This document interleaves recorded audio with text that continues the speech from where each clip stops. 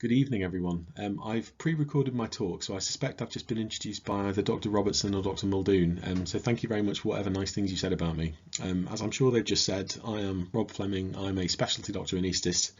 I am an elected board member and the current SAS committee chair at the Association of Anaesthetists, and I'm here tonight to talk to you about what it means to be a SAS doctor in 2021, well, 2022 now, and to talk a little bit about the alternative career pathway provided by last year's contract restructuring. One of the first things that I want to say to you all tonight is that you are not alone. This is the current state of the medical workforce according to the GMC Data Explorer. So in a total workforce of around 350,000 doctors, there are almost 100,000 doctors who are either SAS or locally employed doctors. This includes me as a long-term specialty doctor. It also includes the majority of those listening in current one-year clinical fellow or trust grade, trust doctor type posts. We are an enormous part of the workforce. And it would be lost without us.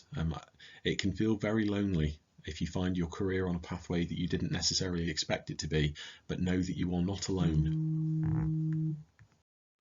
The next key message that I want to tell you tonight is that there is more than one way to be an anaesthetist. You are the future of the specialty and it desperately needs you. Regardless of what it says on your badge this year, next year or the year after, if you are capable of giving an anaesthetic, you are a vital part of the current and future anaesthetic workforce. We are currently in a workforce crisis and we cannot afford to lose any of you. I'm going to talk to you about what it means to be a SAS doctor in 2022. I'm going to talk to you a wee bit about last year's SAS contract reform and the alternative career pathway that those contracts now provide.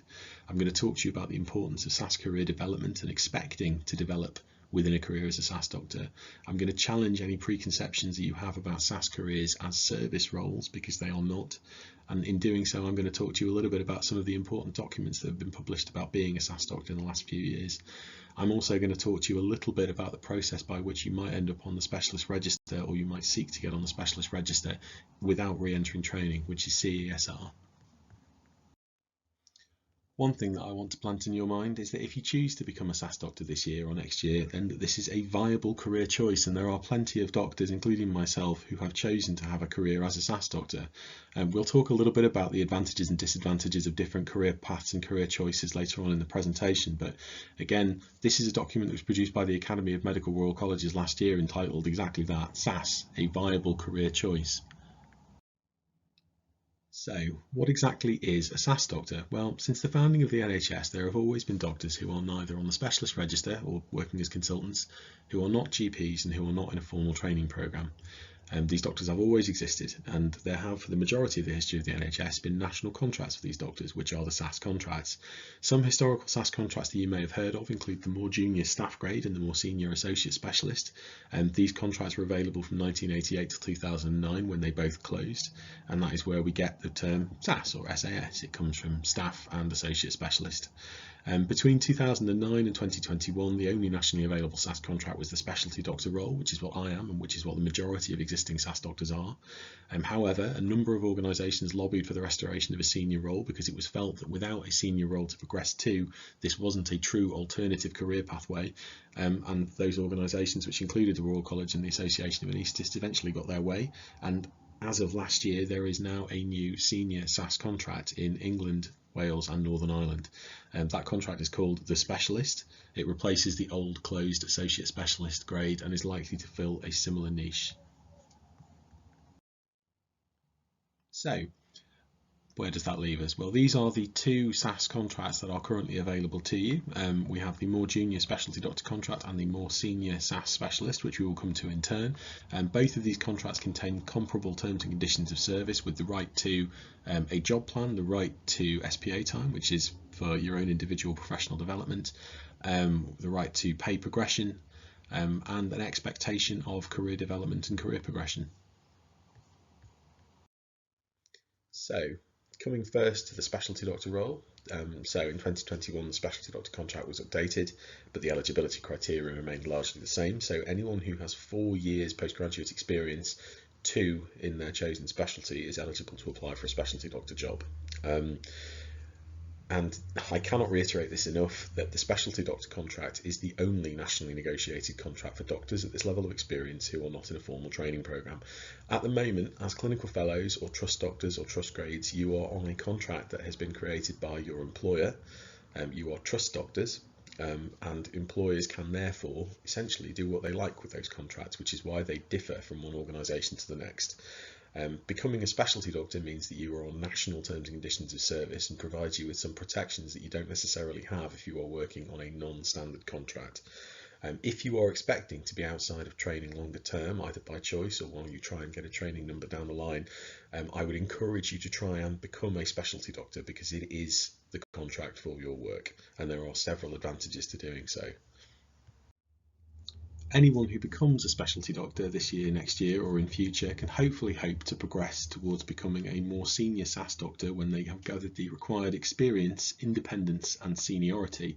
So the specialist role requires you having 12 years postgraduate medical experience, 6 of which are in your chosen specialty, ideally as a SAS doctor, but experience in other grades will be counted. And you have to prove your seniority by meeting the criteria set out in the specialist grade generic capabilities framework, which is a document that describes the attributes of a senior doctor.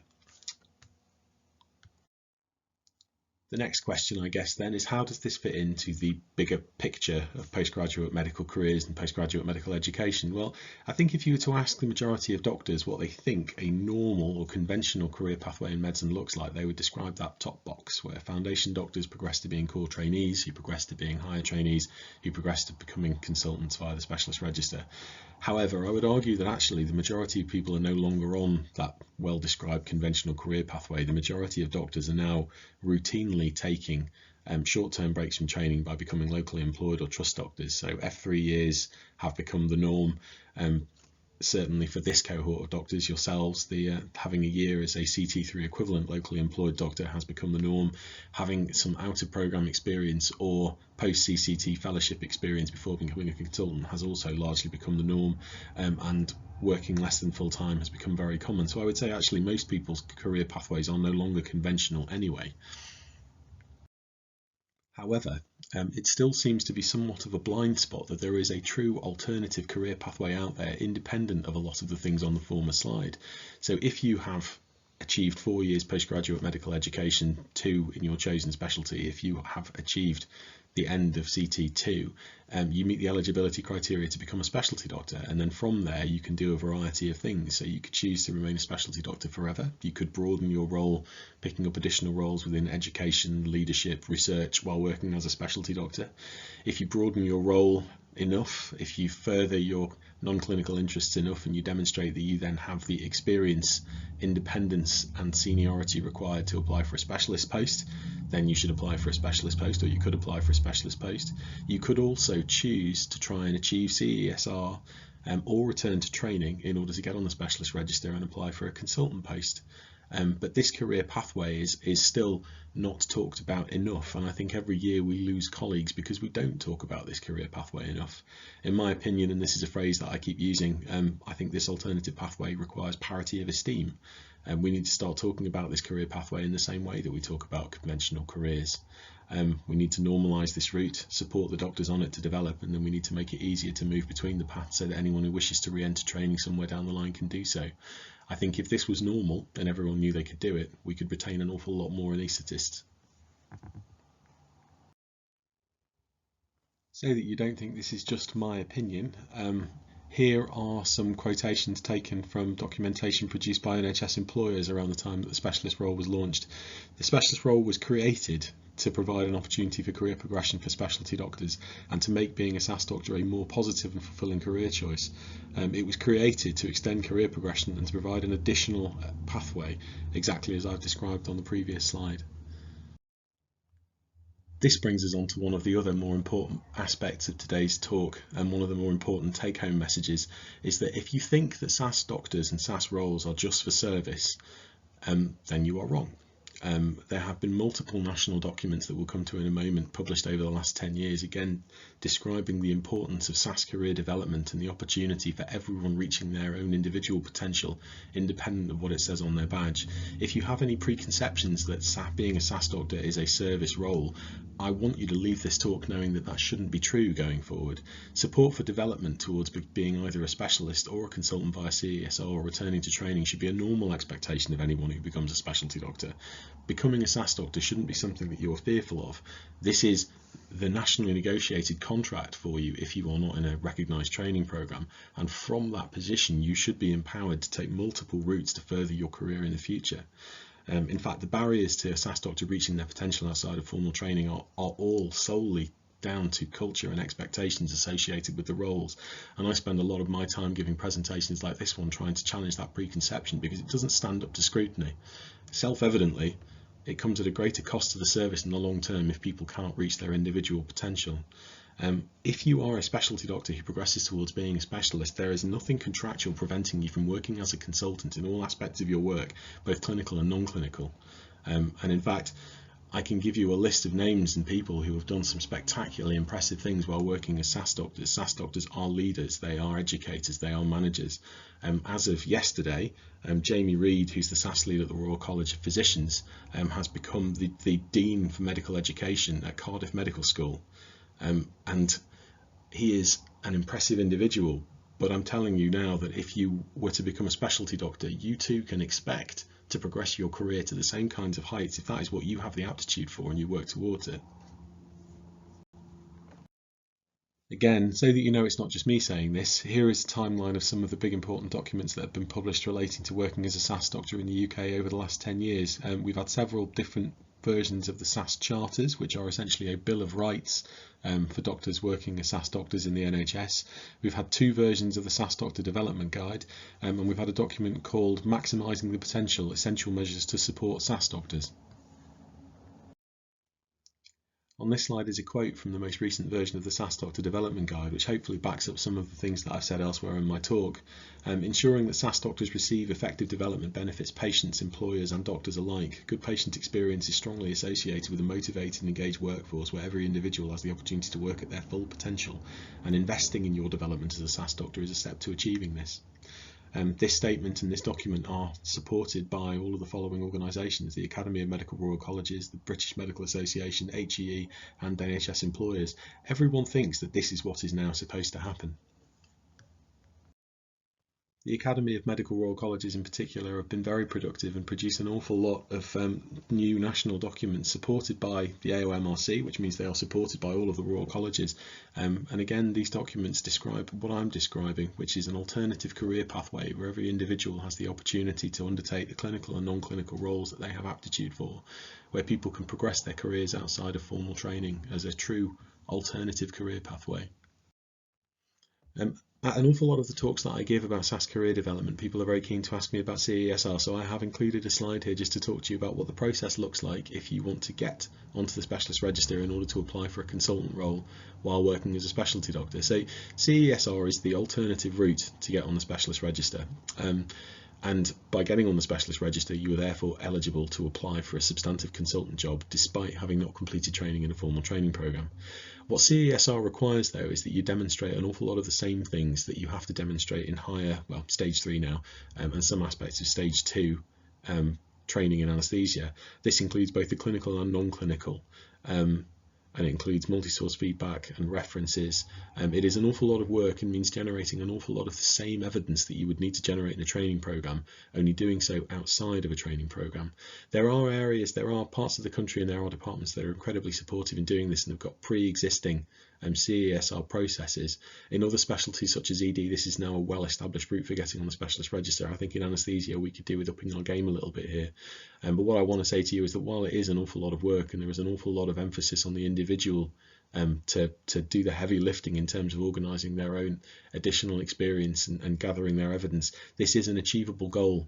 The new curriculum, the new college curriculum that was launched, perhaps makes this easier than it was on the historical curriculum as well, although it is still an enormous body of work if it's something that you want to do. Hopefully I've convinced you that while working as a specialty doctor you can develop yourself towards any one of a number of goals, and while there is a certain amount of personal and individual responsibility required, hopefully you won't be doing this alone. So there are a variety of other people within your organisation who should exist to support you. The GPAS Good Department chapter describes that every department should have a SAS lead. as well as a SAS mentor who is responsible for the career needs and professional development of SAS doctors within the anaesthetic department. Within your organisation, there should also be a SAS tutor who's responsible for education, training and professional development of all of the SAS doctors within the organisation. There should be a SAS advocate, which is a new role, which is someone who's empowered to speak within the organisation on behalf of their colleagues and hopefully lobby for change if change is required. And there should be a local negotiating committee SAS representative who's there to support you in terms of contractual issues. I'm not here tonight to tell you that you should all be specialty doctors next year.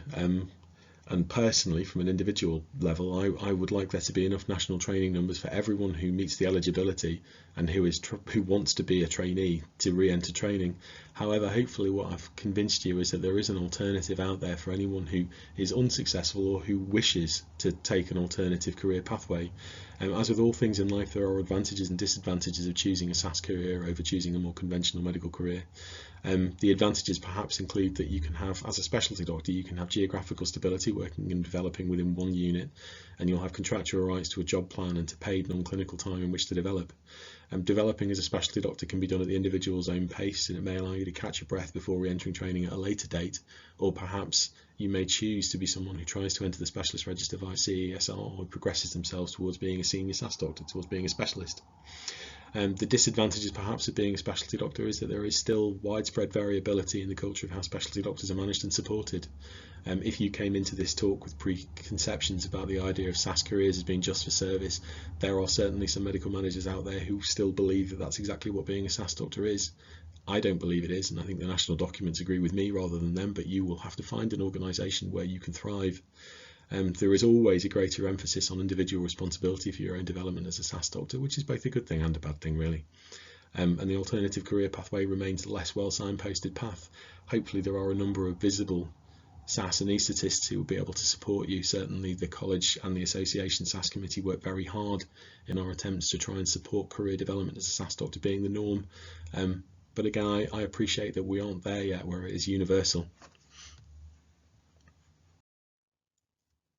In summary, and these are my take-home messages for tonight, there is more than one way to be an anaesthetist. You are the future of the specialty, every one of you, and it needs every one of you, regardless of what your badge says next year or the year after. SAS roles provide an alternative career pathway, and we should absolutely use them, support them and promote them as a potential career choice. The pathway, as described by the Academy of Medical Royal Colleges, is very definitely viable, but it does require that we use the correct contracts for people. It requires that people on those contracts know that these can be developmental roles and that the people who are managing them know that these should be developmental roles. And we need to use the specialist role more to recognise, retain and recruit seniority going forward. For anyone who wants to know more, I'd encourage you to look at the SAS sections of the Royal College of Anaesthetists and the Association of Anaesthetists websites. Feel free to get in touch with me personally directly. I'm very active on social media. I use my social media account, both my own account and the Association SAS Committee account, to spread the word of national documents of relevance to SAS doctors and to discuss all things SAS anaesthesia. I'd like to take this opportunity again to thank the college for inviting me to come and talk tonight.